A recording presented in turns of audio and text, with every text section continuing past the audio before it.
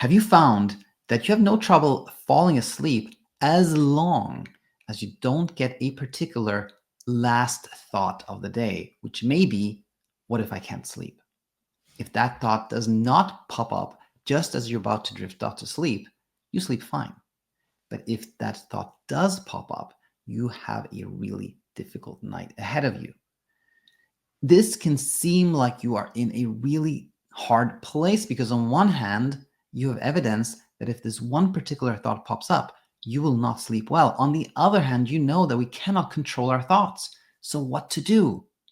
If you have wondered this, then this class is perfect for you because we are going to see how to meet that last thought. Hi, everyone, and welcome to this Insomnia Insight episode, which I hope will bring a ton of value your way. And as so often, the reason we're talking about this is that I've gotten the following question many, many times, or I heard the following statement many, many times from clients, students, followers, something like this. Sometimes I fall asleep fine, but if I think, what if I can't sleep? That night is ruined. And needless to say, this brings us to a place that is really difficult because, on one hand, we have seen that whenever this thought pops up, we don't sleep well. We have trouble falling asleep. We have a choppy night. And so we have this like evidence that if that thought happens to show up in our brain, we don't sleep well. On the other hand, we intuitively know, or maybe know from these teachings, or know from general teachings, that we cannot control our thoughts. So we can feel like we're in this like really hard place where when we're in the kind of a constant lottery, or like whereby we have absolutely no say in what happens, and our night might be very ruled. So again, it looks like there's evidence that certain thoughts sort of cause insomnia and need to be contained, but we also know we can't do that. We know that's not possible. So we can see that we can think that we are stuck in a hard place, or we can ask ourselves, are we stuck in a hard place here? The answer, of course, is no, no, no. There is just an invitation here, an invitation to learn, to understand, and then we'll see that we can actually sleep really well, regardless of what happens to pop up in our brain at night. But to see that happen, we need to do a little bit of learning first. So let's look at today's class. We're going to look at 4 topics. One is the counter evidence to this evidence, where it seems like if I have this particular thought, I don't sleep well. And then we're going to reconcile that with the evidence and the counter evidence, if you will. There's a little surprise there that is that we can still learn a lot from, and then we're going to see how to meet the situation, or the what to do part, if you will. So let's start with the counter evidence. And here's the thing. For, as many times as somebody's told me, hey, Daniel, if I think this particular last thought for the day, then I have a hard time sleeping that night.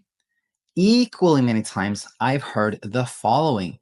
Hey, Daniel, yesterday I was just about to drift off, and the last thing I remember thinking is, what if I don't sleep tonight? And then it was morning, right? It is the exact same thought in the exact same situation when we're in bed, we're just about to drift off, but with like the opposite results. In one case, the exact same thought, the exact same time leads to a restless, choppy night. Another time, the exact same thought at the exact same time leads to a night of peaceful sleep, no struggle whatsoever. How is this possible? And that is, of course, where we're going next, to the reconciliation. But so far, we've seen that there is this actually very concrete counter evidence that opposes this idea we've had that if we have a certain thought, we won't sleep at all.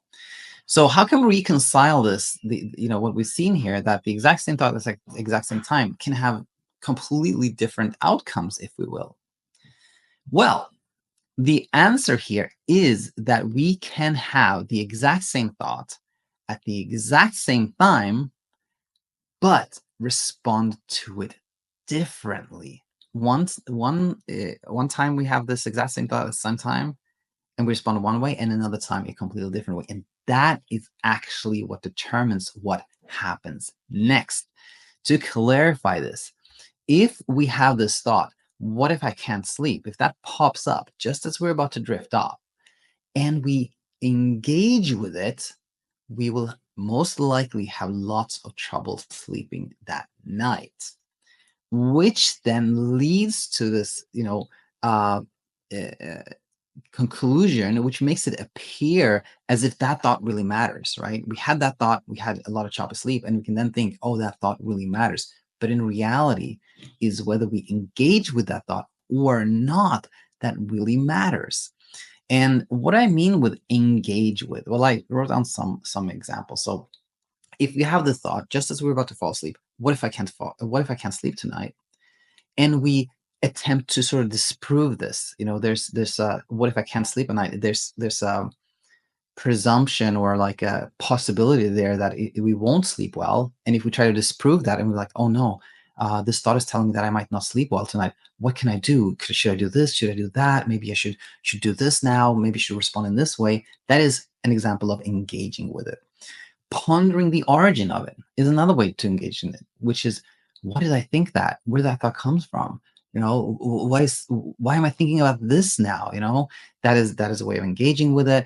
Speculating of whether it's forecasting something that we are unaware of is another way of engaging with it, which is like, oh, this thought is telling me that I might not sleep tonight. Maybe it's right. Maybe it's not right. Maybe it's just a random thought. Maybe it's true. Like, all these are just examples of engaging with a thought. So a thought by nature is something very fleeting, just lasts for a brief moment, right? If there's not a response to that thought that makes it kind of sticky, right? So if we think, what if I can't sleep? And we're like, I can't think that way. I shouldn't think that way. I must get rid of this thought. Then there's this kind of resistance that makes that thought sticky. It's kind of like you're trying to tell a friend something important and they're trying to kind of ignore you. Then you're like, no, I got to tell you this. This is really important. I got to, so that can make that thought very persistent, but also like engaging with it, going down the rabbit hole that it can lead us into, can make us really hyper aroused, worried, anxious, and that can then keep us from having a peaceful night of sleep. So again, it is the response to the thought that determines what the night will be, not that thought itself. So continuing from there, if the thought, what if I can't sleep, pops up and we don't engage with it, it really has no impact on how peacefully we sleep, right? And seeing this, we can now do this reconciliation. We can see that we can have the scenario where we thought, what if I can't sleep and we have a choppy night? What if I can't sleep and we have a peaceful night? And it's not the thought in itself that matters. It is how we responded to it that matters. Now, keep in mind the following, that not engaging and ignoring are not the same thing. Very often, people will hear a teaching like this one and say, Daniel, I've been trying to really just ignore that thought and it's not helping. Well, that's because with ignoring, we mean like trying to dismiss, like pretend it's not there. Which is the same as trying to like somehow push it away, or like not even acknowledge that it exists, right? Which makes our brain go like, oh no, you got to hear this, and it becomes persistent. That thought, it becomes amplified. Not engaging with it is like acknowledging that it's there, but just letting it be there. Not doing anything in response to that. So just keep that in mind. This like not engaging versus ignoring, I think that should become its own episode at some point. But for now, just a pointer. And now to a surprise. And this is a surprise that dawned on me after having pondered this a lot, which is the following. We humans have like an enormous amount of thoughts every day. Thoughts just come and go, come and go. There's a constant flow of thoughts, some people quote a number of saying like, oh, we have this many hundreds of thousand thoughts every day. And I'm always like, how do we know that? I don't know that we can really put a number to how many thoughts we have, but I think we can all agree on that we have a lot of thoughts every day. And I will argue that the thought, what if I can't sleep tonight? Or some sleep related thought similar to that is pretty much guaranteed to exist when we've had some trouble sleeping, right? Our brain is a safety machine, it's a survival machine. It always wants us on the lookout for something it thinks that is a threat, right? And if we had some trouble sleeping, it is all but guaranteed to produce a bunch of what if I can't sleep? What if this becomes a choppy night? What if this, what if that thoughts, just as we're about to go to bed, just as we're about to drift off, which then leads us to the following conclusion. All those times when we thought, we didn't have that thought, what if I can't sleep? And therefore we slept well, is not correct. I believe that is not true. I don't believe that's accurate. Actually, I think that thought or a version of that thought always pops up when we have some trouble sleeping or when we recently had some trouble sleeping. And all those times when you actually slept fine and you thought I didn't have that thought, what happened was that what if I can't sleep thought, it did pop up, but we we didn't engage with it. We didn't pay that much attention to it, so we forgot that it was there, and we don't remember it. And then we have this, like, the illusion is maintained that if we have that thought, we have trouble sleeping. If we don't have that thought, we don't have trouble sleeping. In reality, it is not that way. The reality is that sometimes that thought always pops up, but we react to it differently, right? And that determines the outcome. And why this, like, this little point number 3 here, a surprise, why I think it really matters, is that this helps to show you that not engaging with this thought is not only possible, in fact, that has happened many, many times for you, right? And when we know that, like, oh, that has happened before, then it's not this impossible thing that, how can I ever not engage with that thought? No, it has already happened. It's already happened many times. You just don't remember it. Which leads us to our final topic here: what to do, which we've already really covered. That's, as so often when we come to the what to do part, you've already done it. You've already been here. You've been learning. You've been tuning in, which is wonderful, and will lead where you want to be. But to summarize it here, we can say that when this kind of last thought, whatever that has been for you, pops up, just see the invitation to acknowledge the thought. Yeah, okay, that's the thought. Okay, it comes from a brain that always comes to keep me safe. I get it. And then let it be. See the invitation to not engage with it. And then you will see that you can sleep just fine, regardless of what that last thought of the night becomes. You can see that you can have that very last thought that used to really bother you in the past, have that as your last thought, and then just see yourself waking up in the morning. And of course, that doesn't happen overnight, but you being here, you learning, that is the path of courage and wisdom and bravery that leads where you want to be. I have no doubt. So I will conclude there. As always, let me know in the comment section what you thought, and I look forward to seeing you very soon. Bye for now. Hi, it's me, Coach Daniel, and I hope you are feeling excited right now because you're so close to the finish line of Insomnia.